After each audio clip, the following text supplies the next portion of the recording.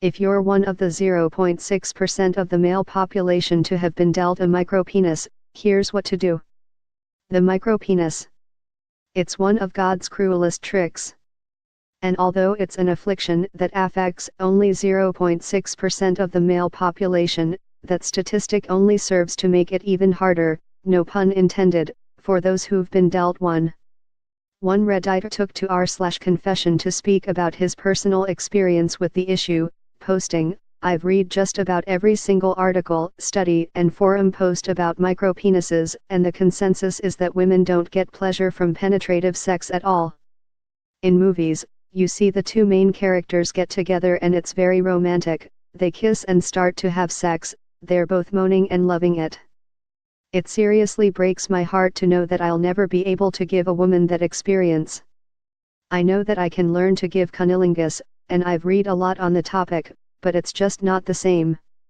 Women talk about being filled up like it's the most amazing feeling in the world. It hurts to know that I can't provide that feeling. I've tried to kill myself before. I broke into a building and was standing on the roof about to jump, but I just couldn't do it. I stayed there for hours trying to find the balls to do it, but apparently they're small too. In a world where porn is more readily available than ever before, it can seem as though having a dick the size of a baguette is what's required of us to satisfy our sexual partners. However, according to sex therapist Elizabeth McGrath, it's possible to get a sterling job done, even if yours is more comparable in stature to a Tic Tac.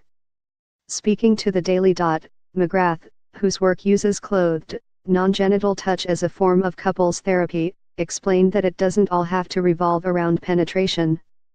I really practice this work and I believe in it, primarily because sex is of our bodies, McGrath said. When it comes to sex and relationships, I believe there's only so much talking can do. There's humping, there's grinding, there's rubbing the penis on the labia or on the side, and then it expands into what kind of fun things can we do together. McGrath said.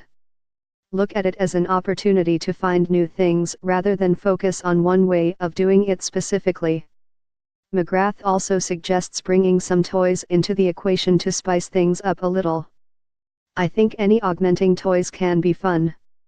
But more importantly, is it comfortable and does it feel good? Are you doing it because you enjoy it or is it because you feel like it makes you more normal? In terms of how men should reveal to a partner the fact that they have a smaller than average penis, McGrath thinks there should be no need for a warning, as it reinforces the idea that it's not normal. She added, for a partner responding, I would say to allow their own reaction to be there, to not feel like they have to fake it or shut it down, McGrath said. If they want to be physical with the person, then the best reaction is, I would like to know how to touch you. So, if you've been dealt a micropenis, it's far from the end of the world.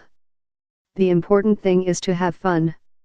Everyone is different, after all.